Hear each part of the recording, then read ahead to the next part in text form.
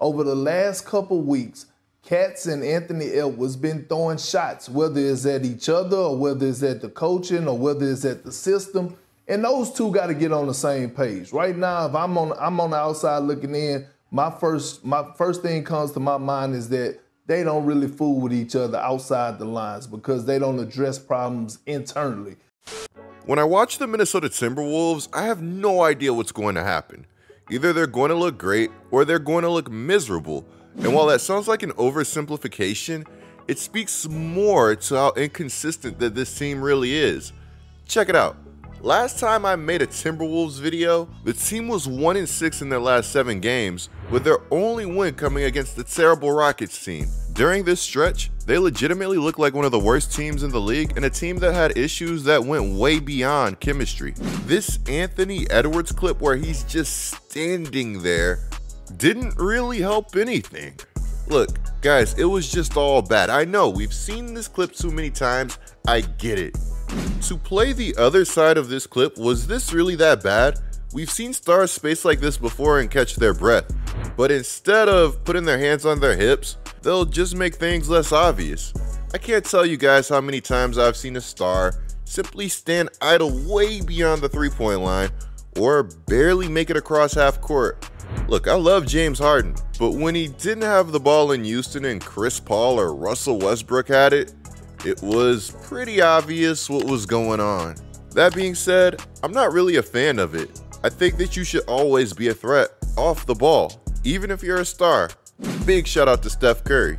After that 1-6 stretch by Minnesota that I was just talking about, the Timberwolves will go on a 5-game winning streak, knocking off quality teams like the Cavaliers, 76ers, Heat, and a scorching hot Pacers team. All things considered, of course, this team was supposed to be tanking according to everybody, and they're not bad at all. Anyways, what happened after this streak, you ask? Well, it would be followed up by a 3-game losing streak.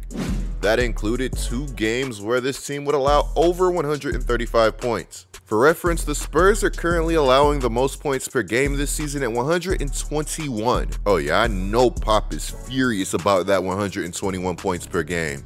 Honestly, it's kind of wild to me the trajectory that the Spurs have been on since Kawhi left, especially considering that they have Pop.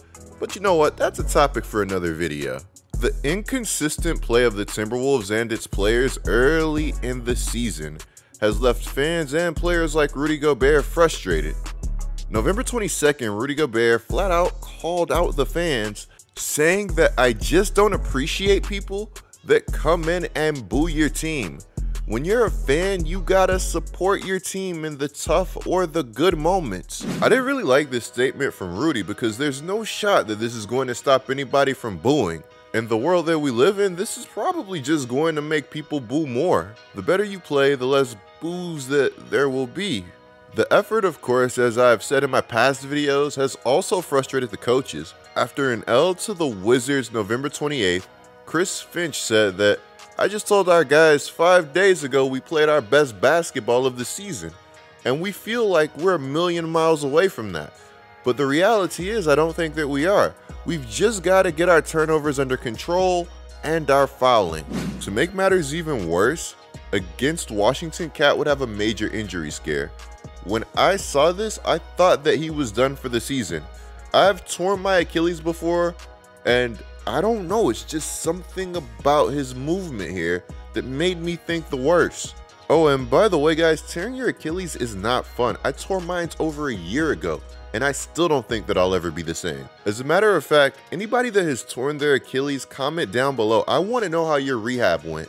Though the injury looked horrific, things wouldn't be all bad for Minnesota, as November 29th, it would be announced that Cat would avoid any serious injury and that he would escape with a calf strain that would sideline him for several weeks. This injury would effectively put a pause to the Wolves' double big approach that would feature Karl-Anthony Towns and Rudy Gobert. I look forward to seeing how this stretch of basketball goes for Minnesota, because this is a team that could really go either way and still has a ton to prove. Admittedly, I'm a fan of teams playing big and countering the small ball that we've seen run rampant across the NBA for the last however many years. With that in mind, Austin Rivers made a fantastic point regarding playing big, saying that if you are going to play big, then you've got to dominate and be big. More or less, you cannot let Draymond Green deter you from having an impact on the game.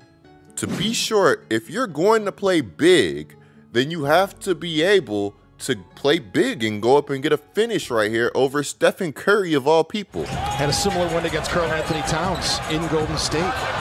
Look at this shot by Rudy Gobert. Has a nice slipper, whatever you want to call it, rolls to the basket, and then, I don't even know what to call this. Now, you could make the argument that he got fouled here, but I'd make the argument that this is a play that he should still finish. When Rudy catches the ball, he's capable of finishing, but catching the ball can be a problem in itself. When it comes to the Wolves' struggles, Cat's inconsistency from deep hasn't helped either, considering that when he's healthy, he's taking nearly 6 threes a game. I want to say that this quote from Rivers surprised me, but this team has become really comfortable calling each other out to the public, even if it is coming from a good place. While the Gobert trade was done with the vision of going big, it was also done with the vision of Anthony Edwards taking that next step.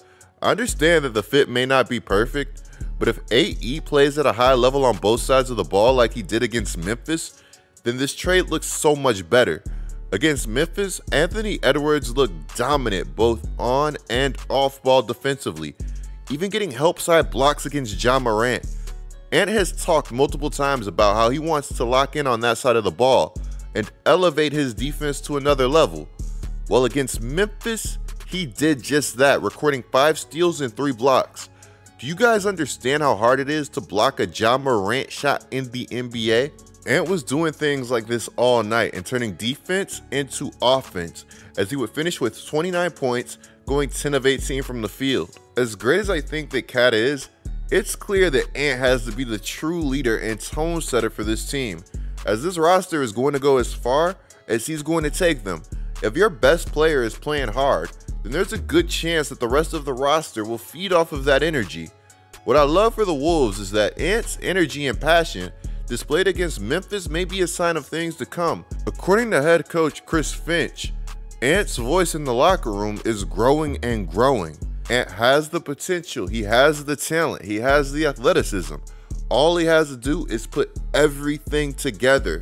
And Kyle Anderson agrees. Both guys pay really close attention to detail. Both guys have outstanding talent.